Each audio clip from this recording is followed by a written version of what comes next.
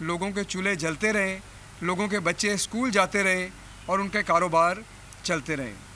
Doctor Yasmin Rashid صاحبہ جو ہماری وزیر صحت ہیں،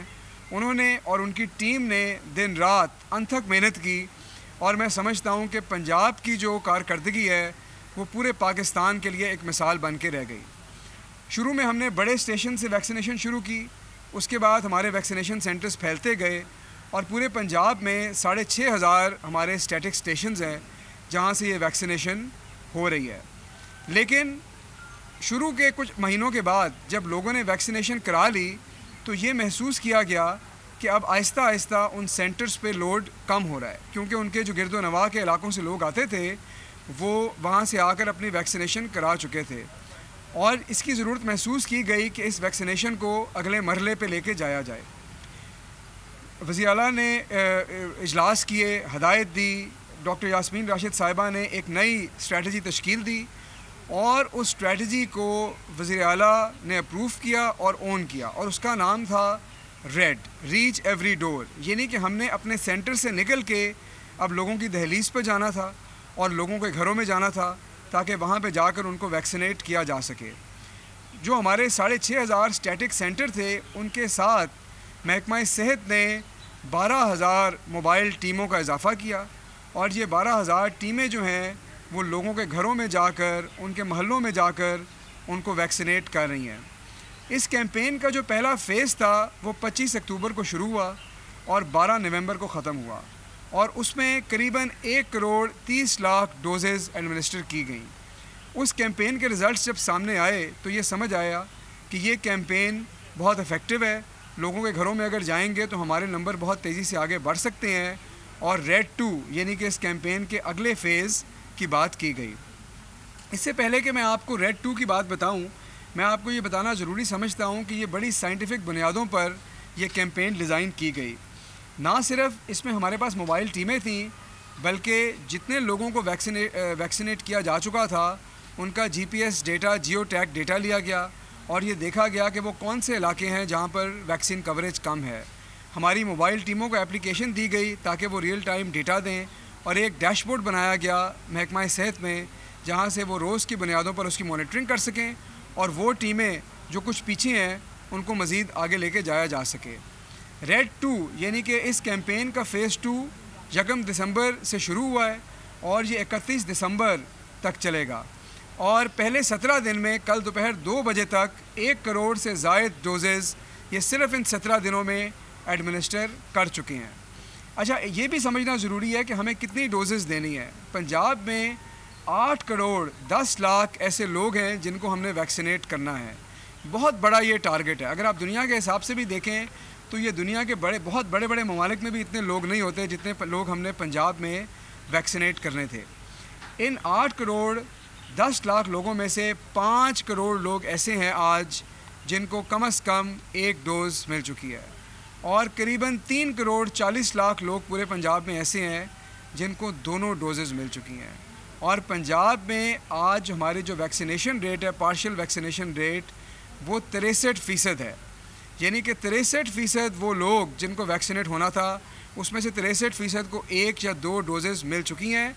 پورے پاکستان میں ہم سب سے آگے ہیں۔ دوسرے نمبر پہ خیبر پختونخوا ہے، وہاں بھی پاکستان تحریک انصاف کی حکومت ہے اور وہ اس وقت 55% پہ ہے۔ تیسرے نمبر پہ سندھ ہے جو 48% پہ ہے، اور بلوچستان جو ہے وہ ابھی 27% پہ ہے، لیکن ظاہر ہے کہ وہاں پہ مشکلات بھی ہیں، بہت بڑا صوبہ ہے، لوگ بھی دور دور رہتے ہیں، لیکن ہمیں کوشش یہ کرنی ہے کہ ہم جو ہمارے دوسرے صوبے ہیں ان کو بھی کھینچ کے اوپر لائیں اور بہت جلد پورے پاکستان میں 100% ویکسینیشن پہ جائیں۔ ابھی تک جو سپیڈ چل رہی ہے، ہم امید کرتے ہیں کہ 31 دسمبر تک انشاءاللہ ہم 70% لوگوں کو 1 یا 2 ڈوزز دے چکے ہوں گے، اور میں سمجھتا ہوں کہ یہ بہت ہی قابل قدر اور ناقابل یقین ٹارگٹ ہے، اور میں سمجھتا ہوں کہ یہ ہمارے جو وزیر اعلیٰ عثمان بزدار صاحب ہے، یہ ان کا ویژن ہے، یہ کریڈٹ ان کو جاتا ہے، ڈاکٹر یاسمین راشد صاحبہ کو یہ کریڈٹ جاتا ہے، اور محکمہ صحت کو یہ کریڈٹ جاتا ہے، ان کی ٹیم کو، جن کی ٹیمیں دن رات پورے صوبے میں جا کر لوگوں کے گھروں میں جا کر ان کی متس کو بسٹ کر رہی ہیں، ان کو بتا رہی ہیں کہ یہ ویکسینیشن آپ کے لیے ضروری ہے، اور ان کو اور ان کے گھر والوں کو ویکسینیٹ کر رہی ہیں۔ تھوڑی سی بات آج سیاست کی بھی کر لیتے ہیں کیونکہ آج ہم صحت کی ایک فیسلٹی کے اوپر کھڑے ہیں، اور ہماری جو پچھلی حکومت تھی نون لیگ کی، وہ یہ کہتے رہے کہ ہم نے صحت کے شعبے میں بہت انویسٹمنٹ کی، ہم نے صحت کے شعبے میں بڑی کارکردگی دکھائی، لیکن سچ یہ ہے کہ آپ جس سرکاری ہسپتال میں بھی جاتے تھے آپ کو لوگ ملتے تھے جو قطاروں میں کھڑے ہوتے تھے، اور ایک جو آپ کی فیسلٹیز ہیں ان کا بریک ڈاؤن ہوتا تھا۔ ہم نے غریب اور امیر کا فرق مٹایا نہیں تھا۔ غریبوں کے لیے ہم نے پرائیویٹ ہسپتال رکھے تھے، امیروں کے لیے، اور غریبوں کو ہم نے کہا تھا کہ آپ سرکاری فیسلٹی پہ جائیں، اگر آپ نے اپنا کو آپریشن کرانا ہے آپ کو خواہ 6 مہینے انتظار کرنا پڑے آپ کریں۔ پاکستان تحریک انصاف کی حکومت نے ہیلتھ کارڈ کے ذریعے وہ فرق مٹا دیا ہے، اور سوچنے کی بات یہ ہے کہ اگر نون لیگ نے صحت کے شعبے میں اتنی انویسٹمنٹ کی تھی تو پورے پاکستان میں ایک بھی ہسپتال ایسا نہیں تھا جہاں پہ ان کے لیڈر اپنا علاج کرا سکیں۔ ان کے لیڈر کو علاج کرانے تو لنڈن جانا پڑا۔ نون لیگ والے یہ کہتے تھے کہ جی ہم نے تعلیم کے شعبے میں بڑے انویسٹمنٹ کی ہے۔ آپ مجھے بتائیں کہ پورے لاہور شہر کے اندر ایک بھی سرکاری اسکول ایسا ہے جہاں پہ نون لیگ کا کوئی لیڈر اپنے بچے کو بھیجنا پسند کرے؟ ہم نے اپنے ملک کے اندر دوہرے نظام بنا کے رکھے۔ ہم نے کہا کہ نہ صرف امیر کے بچے کا اسکول الگ ہوگا بلکہ اس کی پڑھنے والی کتابیں بھی الگ ہوں گی، اس کو ہم اور سبق دیں گے، غریب کو ہم اور سبق دیں گے۔ ہم پاکستان میں 2 دنیائیں بنانا چاہتے ہیں۔ جب ہم یکساں نصاب کی بات کرتے ہیں تو ہم پہ جو اعتراض کرنے والے ہیں وہ یہ چاہتے ہیں کہ پاکستان میں یہ دوہرا نظام چلتا رہے، ایلیٹس کی حکومت چلتی رہے، جو غریب کے بچے ہیں وہ اوپر نہ آئیں۔ یہی ہے فرق جو ہمارا یکساں نصاب مٹانا چاہتا ہے۔ مسلم لیگ نون کے لوگ کہتے ہیں کہ جی ہم نے بجلی بنائی، تو جب اس مہنگی بجلی کے جو کانٹریکٹس ہیں اس کے نتیجے میں جب ہمیں اپنے بیس ٹیرف بڑھانے پڑتے ہیں، اس کی کاسٹ ریکور کرنی پڑتی ہے، تو وہ تحریک انصاف پہ آ جاتا ہے۔ یہ بجلی کے کانٹریکٹس کس نے کیے تھے؟ کون تھی وہ حکومتیں جنہوں نے سالہ سال کسی ڈیم میں انویسٹ نہیں کیا، کیونکہ وہ صرف اس چیز میں انویسٹ کرنا چاہتے تھے جو 6 مہینے سال میں ووٹروں کو دکھا کر بیوقوف بنا کر ان سے ووٹ لیں۔ آپ نے سال ہر سال اس صوبے پہ حکومت کی، نہ آپ نے اپنے گرین کور کی فکر کی، ہاؤسنگ سوسائٹیز کو پھیلنے دیا، لاہور کو بے ہنگم طور پہ پھیلنے دیا، اور جب وہ ساری آفت بن کے آپ کے سروں کے اوپر اسموک کی طرح منڈلا رہی ہے، 70 سال کی غلط پالیسیاں، تو آپ کہتے ہیں کہ پی ٹی آئی اس کو 3 سال میں ٹھیک کر دیں۔ ہم تو کریں گے انشاءاللہ ٹھیک، ہم تو 10 بلین ٹری بھی لے کے آئیں گے، ہم تو ان چیزوں میں آپ کے ساتھ ہیں۔ لیکن جنہوں نے یہ پاکستان کے اوپر آفت لائے ہیں، میرا خیال ہے ان کو بھی اپنی ذمہ داری اٹھانی چاہیے۔ اور دیکھنا یہ ہے آپ نے کہ کل جو میں شہزاد اکبر صاحب کی پریس کانفرنس سن رہا تھا اور ایف آئی اے کا چلان بھی میں نے دیکھا ہے، آپ یہ دیکھیں کہ یہ کیا داستان ہے۔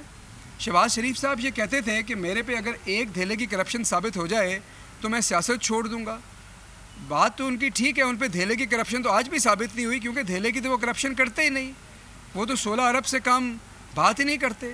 اور یہ 16 ارب وہ ہے جو ان کے ملازموں کے اکاؤنٹ میں گیا۔ یہ بچپن میں ہم نے کیا طلسم ہوشربا کی کہانیاں پڑھی ہوں گی، یہ اصل داستان ہے منی لانڈرنگ کی، جس میں 2 سیاستدان، 14 ملازمین، 28 اکاؤنٹ، 16 ارب اور 17,000 ٹرانزیکشنز ہیں۔ یہ وہ داستانیں ہیں جو اخباروں میں چھپنی چاہیے، لوگوں کو بتانا چاہیے کہ اس ملک میں یہ کیسے منی لانڈرنگ اور کرپشن ہوتی ہے۔ اور آپ مجھے ایک بات یہ بتائیں کہ دنیا کے کسی مہذب ملک کے اندر یہ ہو سکتا ہے کہ آپ کے اپوزیشن لیڈر کے اوپر اتنے سنگین الزامات ہوں اور آپ اس کا کوئی پبلکلی جواب نہ دیں؟ آپ کسی ٹاک شو میں جائیں، کسی پریس کانفرنس میں کہیں، آپ کا صرف ایک جواب ہے کہ جی مہنگائی ہو گئی، جی تحریک انصاف نے یہ کر دیا۔ لاہور میں پنجاب حکومت کے ترجمان سبسکرائب کریں اور بیل دبائیں تاکہ کوئی خبر رہ نہ جائے۔